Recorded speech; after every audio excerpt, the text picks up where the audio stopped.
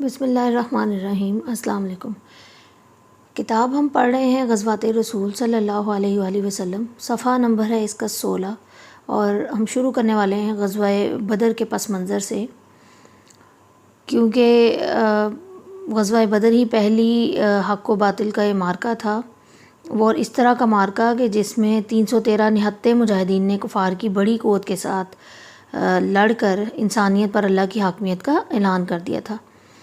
تو یوں تو مسلمان شروع سے ہی مکہ میں ہی کفار کے ساتھ حالت جنگ میں تھے، بیکاز کفار ان کو تنگ کرتے تھے،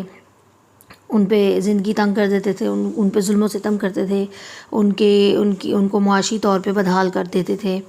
ان کی جائیدادوں پہ قبضہ کر لیتے تھے۔ لیکن بدر کے مارکے کے بعد پورے عرب میں یہ بات کھل گئی کہ اب ظلم کا اندھیرا چھٹنے والا ہے اور دین اسلام کی روشنی پھیلنے والی ہے۔ مارکہ بدر کی سب سے بڑی خصوصیت بھی یہ ہے کہ کفر و اسلام کی اس پہلی جنگ میں سردار انبیاء رحمت للعالمین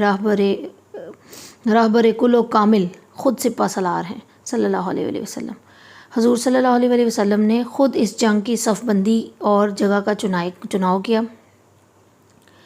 اس مارکے میں وہ بے بس اور مجبور لوگ جو ظلم و ستم سے تنگ آ کر بے گھر ہو گئے تھے، آج اللہ کے حکم کی تعمیل کے لیے انہی مشرکین کے خلاف سفارہ ہو گئے۔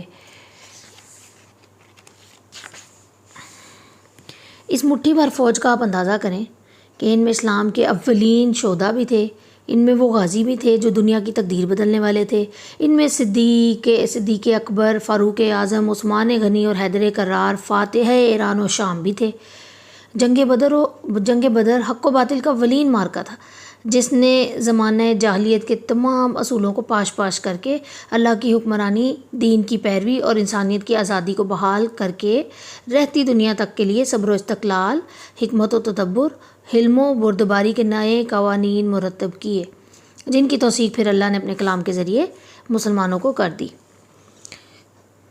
کفار کے ظلم و ستم سے بچنے کی رسول اللہ صلی اللہ علیہ وسلم نے مسلمانوں کو مدینہ منورہ کی طرف ہجرت کا حکم دیا، تو مسلمان تب چھوٹے چھوٹے قافلوں کی صورت میں مدینہ پہنچے۔ آخر میں رسول صلی اللہ علیہ وسلم حضرت ابو بکر رضی اللہ تعالیٰ عنہ کے ہمراہ خود بھی مدینہ تشریف لے گئے۔ رسول اکرم صلی اللہ علیہ وسلم کی صحبت و تبلیغ کا انصار اور مہاجرین مسلمان پر ایسا اثر ہوا کہ مختلف قبائل، مختلف رسم و رواج میں بٹ کے رہنے والے لوگ ایک دم سے باہم شیر و شکر ہو گئے۔ اخوت اور محبت اور بھائی چارے کی ایسی مثالیں قائم ہوئیں جن کی آج تک نظیر نہیں ملتی اور شاید رہتی دنیا تک نہ ملے۔ لیکن اس طرح سے تھا کہ اسلام کی روز افزوں ترقی مسلمانوں کے باہم اتفاق اور اتحاد اور رسول اللہ صلی اللہ علیہ وسلم پر اصحاب رسول صلی اللہ علیہ وآلہ وسلم کی جانثاری سے قریش کو ایک نیا خطرہ لاحق ہو گیا کہ جس کے فوری تدارک کی قریش کو ضرورت محسوس ہوئی۔ یعنی وہ ڈر گئے نا کہ بھئی اب یہ رسول اللہ صلی اللہ علیہ وسلم پر اتنا جان نشاور کرنے لگ گئے ہیں لوگ جو کہ مطلب آپ کے پیروکار ہیں، جو اسلام قبول کر چکے ہیں، تو ان کو لگا کہ اس کو ختم کرنے کے لیے ایسا کچھ ہونا چاہیے جس سے یہ مسلمان جو ہیں پیچھے ہٹ جائیں یا بہت بڑی ایک عالمی طاقت کی صورت میں جمع نہ ہو۔ تو جنگ بدر کی وجوہات میں سے، جنگ بدر کے واقعہ ہونے کی وجوہات میں ایک وجہ یہ بھی تھی۔ تو وجہ کچھ چیزیں ہیں جن کے بارے میں ہم مختصر انہوں نے اس بک میں ذکر کیا ہے، 8 پوائنٹس لکھیں۔ پہلی بات تو یہ کہ بھئی قریش کا جو بت پرستانہ نظام تھا، یعنی جو ان کی مذہبی اجارہ داری تھی، جو ان کا پریسٹ ہوڈ تھا، وہ بہت زیادہ خطرے میں پڑ گیا تھا۔ پھر قریش جب مکہ میں جو مسلمان رہ گئے تھے، ہجرت جنہوں نے ابھی نہیں کی تھی، ان کے اوپر ظلم و ستم بڑھا رہے تھے، اور وہ لوگ بھی پھر مدینہ کی طرف ہجرت کرنے کے لیے مجبور ہو گئے۔ اسی طرح جو مسلمان ہجرت کر کے مدینے چلے جاتے تھے یا جا رہے تھے، ان کی جائیدادیں وہ ضبط کری جا رہے تھے، معاشی طور پہ انہیں اتنا بدحال کر دیتے تھے کہ ان سے مطلب ان کے لیے تھوڑی مشکلات کا انہیں سامنا کرنا پڑتا تھا۔ پھر قریش نے ایک نیا طریقہ اپنایا کہ اپنے سفیروں کے ذریعے مدینہ کے بااثر جو لوگ تھے، خصوصاً جو یہودی تھے، ان کو مسلمانوں کے خلاف اکسانا شروع کر دیا تاکہ مسلمان اپنے قدم نہ جما سکیں۔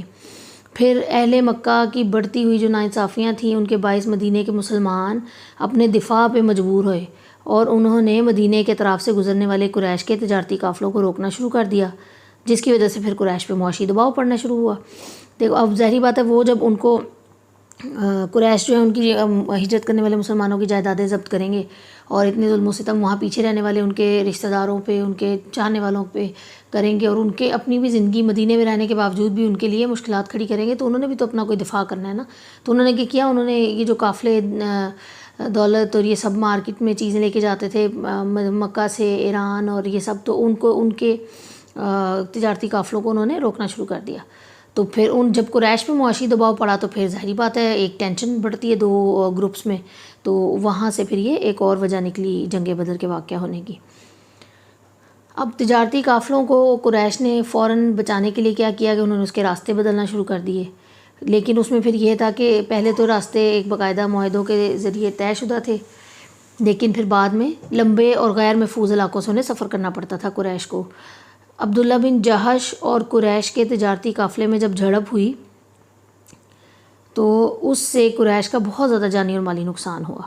تو یہ بھی ایک وجہ تھی کہ جنگ بدر قائم ہوئی۔ قرظ بن جابر نے مسلمانوں کے خلاف جب کارروائی کی اور مدینہ منورہ پر شب خون مارا، تو اس کے علاوہ اور یہ بہت بڑی ایک مطلب میجر جو چپکلشیں تھیں ان میں آتا، اس کے علاوہ چھوٹی چھوٹی اور بھی بہت سی چپکلشیں ہوئیں جو بعد میں جنگ بدر کا باعث بنی۔ تو اب ہم تھوڑا سا میدان بدر کا عسکری جائزہ پڑھ لیتے ہیں، تو اس کے ساتھ میں آپ سے ذکر کرتی ہوں ابھی کہ کس طرح سے بدر کا ایک محل وقوع کیا تھا، اس میں بدر میں جنگ بدر میں مسلمانوں کی اور کفار کی جنگی سچویشن کیا تھی، اور کس طرح سے کس ٹائم پہ وہ کہاں کہاں یہ لوگ پہنچے اور کہاں جا کے انہوں نے ڈیرے ڈالے۔ تھوڑا سا آپ امیجن کریں کہ جو اس کو امیجن کر کے بہت مزہ آئے گا پڑھنے کا سننے کا، جو عرب کا جو مغربی علاقہ ہے نا وہ سارا سنگلاخ پہاڑوں میں گھرا ہوا ہے، اور یہ مطلب پہاڑ اس طرح سے پھیلے ہوئے کہ تھوڑے تھوڑے راستے پہ تنگ گھاٹیاں آ جاتی ہیں اور ان کے درمیان پھر وادیاں بنتی جاتی ہیں، تو یہ قدرتی ترتیب ہے وہاں پہ پہاڑوں کی۔ تو اس کا فائدہ یہ ہوتا تھا کہ اس سے تجارتی قافلوں کی بھی بڑی رہنمائی رہتی تھی، اور جب قافلے مطلب وہاں سے ٹریول کرتے تھے تو وہ لوگ ان کے لیے نشانی رکھنا آسان تھا، اس قافلے سے یہاں یہ قافلہ یہاں سے یہاں ملے گا، ہم فلانی جگہ مل جائیں گے، اس طرح سے۔ تو یہ راستے تجارتی شاہراہوں کا کام دینے لگے، ظاہری بات ہے پہلے جو مطلب پرانے زمانے میں تو اسی طرح تجارت ہوتی تھی نا، اونٹوں اور ان پہ سفر ہوتا تھا اور ان پہ ہی وہ سامان لاد کے لے جائے جاتے تھے، تو قافلوں کی رہنمائی کے ساتھ ساتھ ان راستوں کی حفاظت بھی آسان تھی، کیونکہ راستے کی آبادیوں پر تاجروں کا کنٹرول تھا، تو باقاعدہ وہ جو تاجر تھے ان کو پتہ تھا، وہ سارے آنے جانے والے وہاں کے رہنے والے لوگوں کو جانتے تھے، تو راستہ بھی محفوظ تھا اور قافلے بھی محفوظ تھے، ظاہری بات ہے راستہ محفوظ ہوگا تو وہاں پہ چلنے والے قافلے بھی محفوظ رہیں گے۔ تو کیا تھا کہ باقاعدہ معاہدے ہوئے تھے کہ قافلے جو ہیں وہ بحفاظت ان سارے راستوں سے گزر کر مکہ سے شام کی طرف جاتے ہیں، جو اور پھر اس کے بعد جاتے تھے شام کی طرف، جو کہ اس وقت کی روم اور ایران کے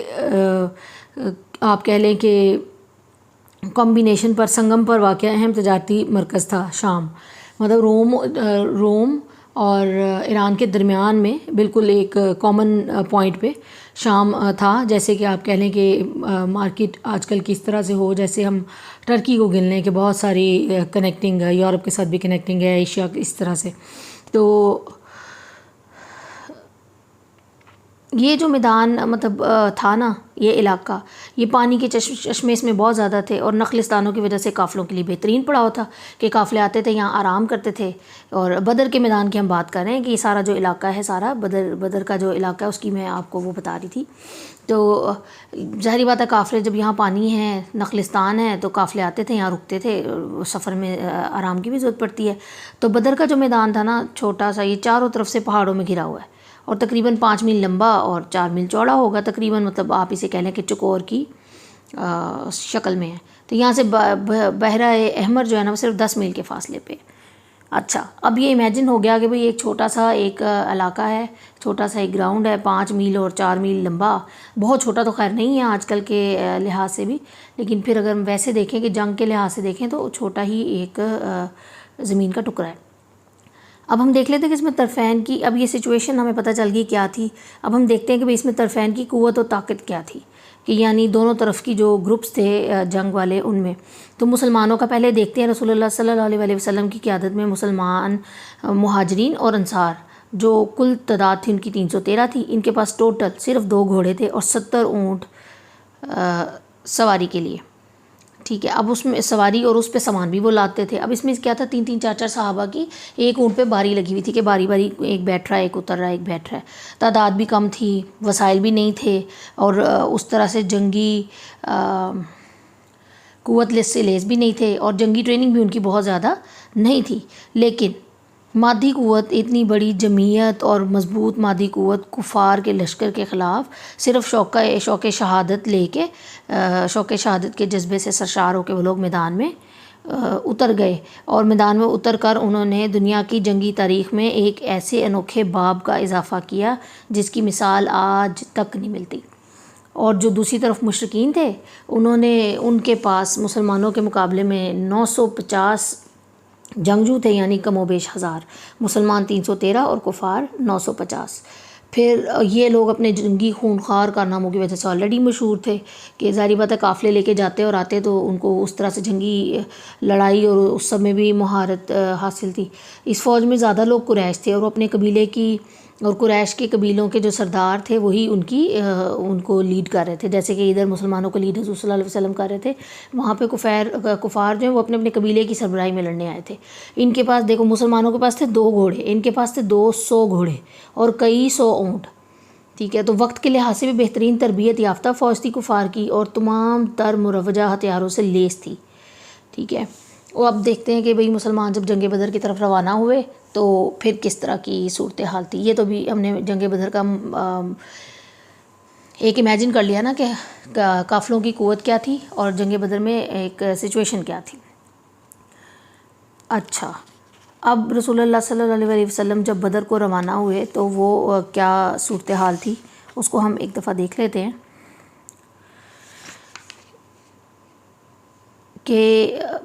وجہ کیا بنی، جو چلنے کی وجہ بنی سب سے پہلے وہ کیا تھی. بدر جانے کی وجہ کیا تھی کہ ابو سفیان بن حرب کی سرکردگی میں قریش کا تجارتی قافلہ شام سے مکہ کی طرف جا رہا تھا، شام سے واپس مکہ کی طرف جا رہا تھا. اس قافلے میں بہت سارا مال و دولت تھا، 1000 اونٹ تھے، 5 لاکھ دینار کا سامان تھا، اور یہ قریش کا سب سے بڑا قافلہ تھا. مطلب جس میں اس قافلے میں جتنی دولت تھی وہ قریش کے بڑے بڑے خاندان کا، تقریباً ہر خاندان کا پیسہ لگا ہوا تھا. جیسے وہ انویسٹمنٹ لوگ کرتے ہیں اور پھر وہ بزنس میں. تو اگر یہ قافلہ لٹ جاتا تو اہل مکہ یعنی کہ جو قریش ہیں ان کی معیشت پہ بہت برا اثر پڑنا تھا، اور آئندہ سے جیسے وہ بزنس میں کہتے ہیں نا اتنا لاس ہو جائے کہ اس کے بعد وہ اٹھ نہ سکے، اس طرح کا لاس ان کو ہو جانا تھا. اب لٹ جانے کا ڈر کی جب خوف ہوا اس کو ابو سفیان کو، تو اس نے نا ابو جہل کو خبر دے دی کہ مسلمانوں کے حملے کا خوف ہے، تو ہم راستہ ساتھ ہی اس نے بدل لیا. رسول اللہ صلی اللہ علیہ وسلم کو راستہ بدل جانے کی بھی اطلاع تھی، لیکن مطلب ان کا کہ ابو سفیان نے راستہ بدل لیا ہے یہ بھی ان کو اطلاع تھی، اور اس کے علاوہ یہ بھی ان کو اطلاع تھی کہ اس راستے سے پہلے گزر رہے تھے یہ لوگ، قافلہ گزر رہا تھا. ٹھیک ہے. لیکن رسول اللہ صلی اللہ علیہ وسلم نے اہل مکہ کی 10 درازیوں اور مکہ میں موجود نہتے اور بے سہارا مسلمانوں پر کفار کے مظالم کو بند کروانے کا حل مکہ والوں کے واحد معاشی سہارے تجارت کا راستہ روکنا ہی تھا، تاکہ دشمن کی معیشت کو خطرے میں ڈال کر اس کے دست ظلم کو روکا جائے. اب اسی مقصد کے حصول کی خاطر نبی آخر زمان صلی اللہ علیہ وسلم مسلمان مجاہدین پر مشتمل پہلا لشکر اسلام لے کر مدینہ سے اللہ کی راہ میں جہاد کی غرض سے نکلے.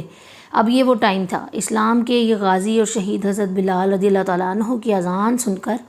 3 رمضان المبارک کو 2 ہجری کو مسجد نبوی کے صحن میں جمع ہوئے اور اللہ اکبر کی صدائیں بلند کرتے کرتے بدر کے میدان کی طرف روانہ ہو گئے. آپ صلی اللہ علیہ وسلم نے سب سے پہلے اصحاب کا ایک دستہ روانہ کیا تاکہ پتہ چلے کہ قریش کے قافلے کی اطلاع کیا ہے، اور وہ لوگ مطلب کس طرح سے یہ جو لشکر ہے یہ مطلب مسلمانوں کو آگاہ رکھے کہ بھئی کفار جو ہیں وہ کیا کر رہے ہیں، دشمن کیا کر رہا ہے، دشمن کی موومنٹس کیا ہیں. ٹھیک ہے.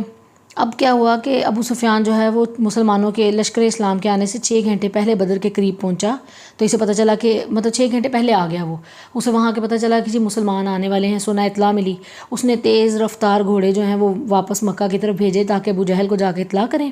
اور پھر خود ساحل سمندر کی طرف سے مکے کی طرف آ گیا، راستہ بدل لیا اس نے. اب جب یہ ابو جہل کو خبر ملی کہ بھئی مسلمانوں کے حملے کا خطرہ ہے، تو اس نے کیا کیا جی، اس نے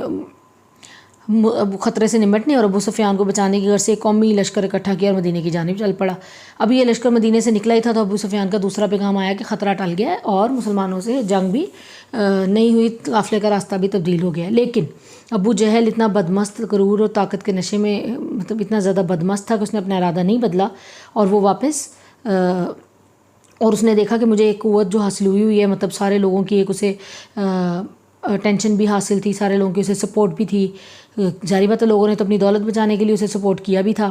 تو اس نے کہا کہ ٹھیک ہے میں ایسے ہی چلتا ہوں۔ تو وہ تجارتی قافلے کو جو بچانے کی غرض سے جو قوت اس کو ملی ہوئی تھی وہ شاید دوبارہ کبھی نہ ملتی، تو اس نے کیا کیا، اس نے سوچا کہ دین اسلام اور محمد عربی صلی اللہ علیہ وسلم کا یہ اولین دشمن جو ہے، اس نے سوچا کہ اپنی دینی دیرینہ خواہش پوری کرے اور کیا نام ہے